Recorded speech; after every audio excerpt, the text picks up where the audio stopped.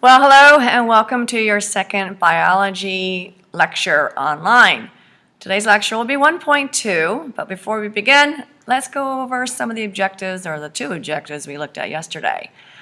The first one was to be able to state the goal of science, and I have put it right there for you as a reminder. And the second objective was to describe the steps used in the scientific method.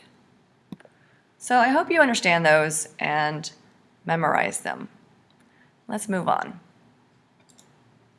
We have our far side cartoon, early experiments in transportation, one of my favorite. Enjoy. So the goal of lecture 1.2 is to explain what a scientific theory is. It is a culmination of many scientific investigations drawing together all the current evidence concerning a substantial range of phenomena. A lot of big words together, but we're going to break it down and make it more easily understandable. And we're also going to look at what's the difference between a law, a hypothesis, and a theory too. So you'll understand those three things very well today. Moving along, let's look at our objectives. So our objectives for this is not just about the theories and laws, it's also to be able to explain how scientific attitudes generate new ideas, be able to describe the importance of peer review, explain what a scientific theory is, and the last one is explain the relationship between science and society. So let's start with the first one. Explain how scientific attitudes generate new ideas. So what are some important scientific attitudes that scientists need to have? The first one that's listed there is curiosity. Curiosity obviously leads to new questions. Some of these new questions are a result of previous experiments, too. The next one is skepticism. A scientist needs to be skeptic and not just accept everything at face value. So you have to be questioning existing ideas and hypotheses.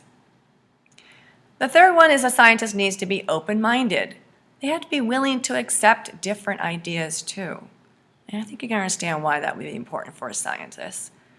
And finally, creativity. They have to be able to design experiments, accurate experiments that will yield valid results. And sometimes it's really difficult to come up with a proper design that can get you valid results. So those are the four scientific attitudes. What are some ways that new ideas come about? Well, sometimes new ideas come about from just practical problems, issues that we have out in society. And one example they give in the book is about the salt marshes. How can we protect the salt marshes but still build houses in this area? So that was a practical problem that was introduced, and they came up with some ideas about designing houses that would actually protect the marshes.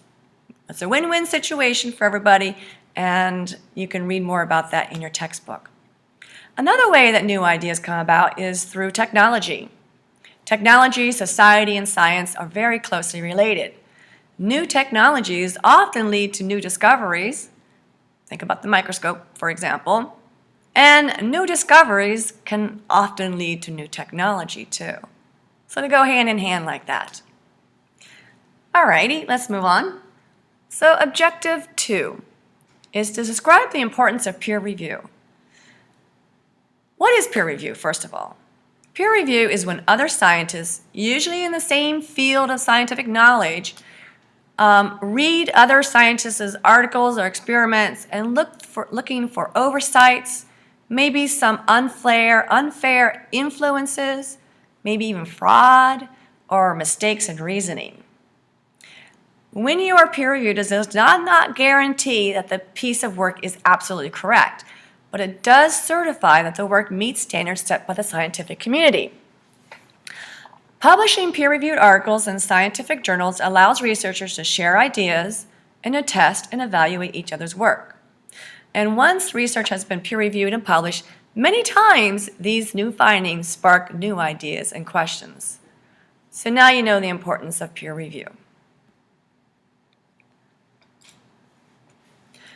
Third objective is explain what a scientific theory is, and this is the one that goes with our goal, the main one that goes with our goal.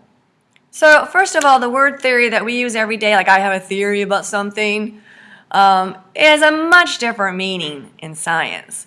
A scientific theory is definitely not a hunch. In science, the word theory applies to a well-tested explanation that unifies a broad range of observations and hypotheses and that enables scientists to make accurate predictions about new situations. Evidence from many scientific studies may support several related hypotheses in a way that inspires researchers to propose a scientific theory. For example, Darwin's early observations and hypotheses grew and expanded for years before he collected them into a theory of evolution by natural selection. There are dominant theories, which are useful theories that have been thoroughly tested and supported by many, many lines of evidence, but still, no theory is considered absolute truth. And that is because, as we discussed in the first lesson, science is always changing. As new evidence is uncovered, a theory can still be revised or replaced by a more useful explanation. So that term, I have a theory, is not the same. As a scientist, we should say, I have a hypothesis instead. All right, so we know what a theory is. Many, many hypotheses put together and tested over many times to come up with a theory. All right, so what's a law? Well, laws are specific descriptions of how some aspect of the natural world is expected to behave in a certain situation. And sometimes it is something that is obvious and undeniable. Laws are simple, obvious statements about a phenomenon that never require a second guess or an experiment to verify them. Theories require experiments. For example, there is a law that states that there exists an apparent attraction between all objects having mass, positive mass. It's called the law of gravity, and it's not just undeniable, but it's readily observable and demonstratable. So laws are descriptions, okay? And theories, by the way, do not become law. So it's not like a theory is less than a law, all right? There's no level there. So let's look at this chart right here. There it is. All right, and this kind of describes in a format how a theory is made. So you have you have an observation, obviously, then you have your question, and then you have multiple hypotheses. And some of the hypotheses get rejected, as you can see right here, and some of them are accepted. They go on to do experiments on these, and then you reject these two, in this case, and hypothesis 5 is the one that's remaining. And then you do more predictions and more experiments on the hypotheses, multiple ones, not just, this is a very simplified version of how a hypothesis becomes a theory, okay? And then the prediction is confirmed, and then you end up with your theory. So this is just a simplified format. Like I said, it would take multiple times for something to become a theory. All right, let's move on then. So now you should understand the difference between a law, a theory, and a hypothesis, okay? And we'll discuss more in class too. Moving on, what is the relationship between science and society? So using science involves understanding its context and society and its limitations. Pure science does not involve ethical or moral viewpoints. Science answers questions about what life is, how life operates, and how life has changed over time, not why life exists or what the meaning of life is. It's important as a scientist to avoid bias, all right? And a bias is something, how do I say that? Well, is when it's unfair belief about something. And bias can be present in many cases if, for example, a corporation hires a scientist to test their product for maybe public safety reasons. And so that report that scientist might come out with could possibly be biased because he was hired by the corporation to do the experiment. So who should fund product safety studies? In most cases, the government is not the one who does this. You would think it would be, but it's not cost effective for the government to do this. So corporations are held responsible for hiring the scientists to test the products to make sure they're safe for people. There could be some bias in there. So what I want you to do to read more about this bias in science is read about BPA, something that's found in plastic, a chemical that's found in plastic. in your book and read about it on page 34 to review this more, and we'll discuss about that in class. Okay. Science, as you know, will keep changing as long as humans keep wondering about nature. And scientists, our job is to make recommendations, but not decisions on public policy. In a democracy, the citizens make decisions on public policy. And please read this slide about don't memorizing scientific facts. Try to understand how scientists develop those ideas. All right?